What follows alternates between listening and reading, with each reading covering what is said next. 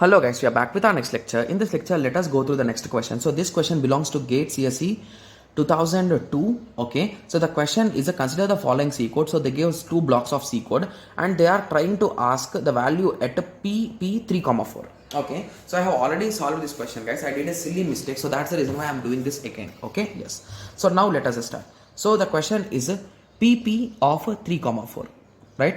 Yes. Okay, so initially you are starting here. Okay, so once you are here, you are initializing the array of 20 size.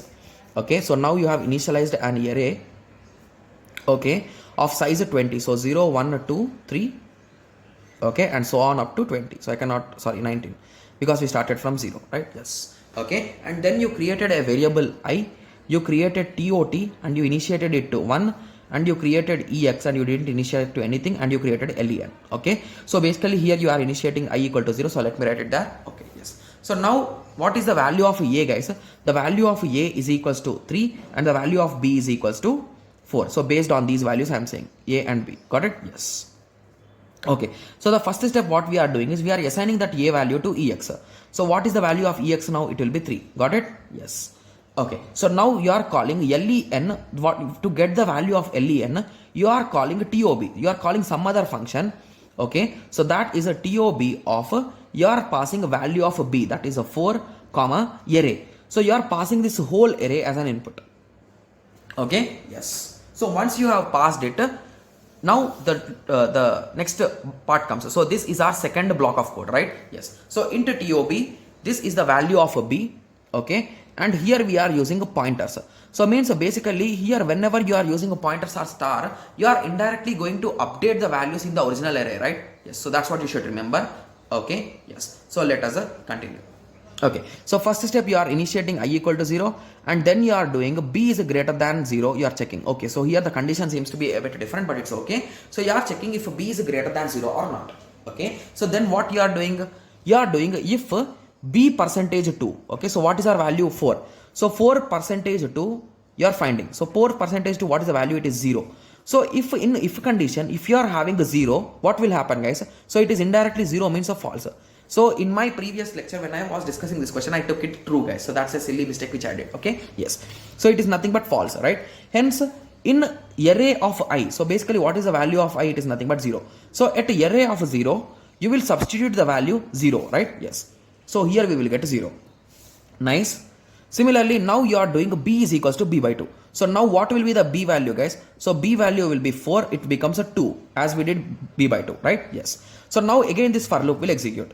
Okay. So now this value will be incremented to 1. Okay. And again you will check the condition. Is 2 percentage 2 equal to 0? Yes. Hence again you will come to this condition. So again at first location also you will place 0 and again you will do divided by 2. You will be getting 1, right? Yes.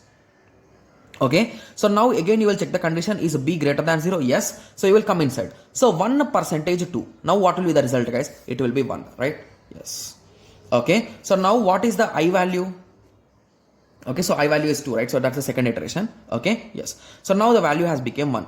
Okay, so now what you are doing? B is equals to B by 2. Okay, so what will be B by 2, guys, now? So it becomes a 0, right? Yes. So now you came here. So is B greater than 0, guys? No.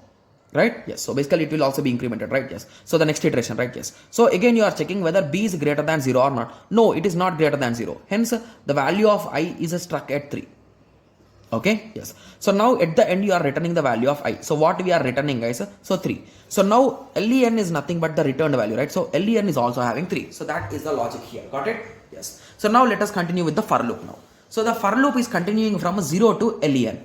So 0 to LEN. So 0 to 1, 1 to 2, 2 to 3. But 3 is equal to 3 is less than 3 is false. So it will not execute till there. Okay. So for 0, 1 and 2 we are executing it. Okay. Yes. So what we are doing is we are checking if array of I is equals to 1.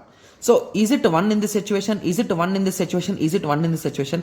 It is 1 in this situation, and in these two situations it is not 1, right? Yes. So in these two situations we are doing EX is equals to EX into EX. So you are doing EX square indirectly. So what will be the value of EX after this execution, guys? It is 3 into 3. That is nothing but 9. So 9 will be updated here.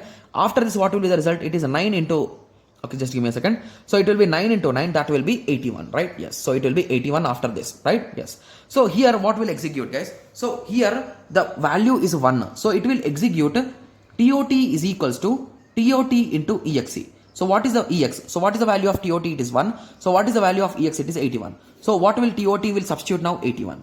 Okay. So after that you are doing EX equal to EX into EX. So 81 into 81 you will substitute in EX. So what is exact value of 81 into 81, guys?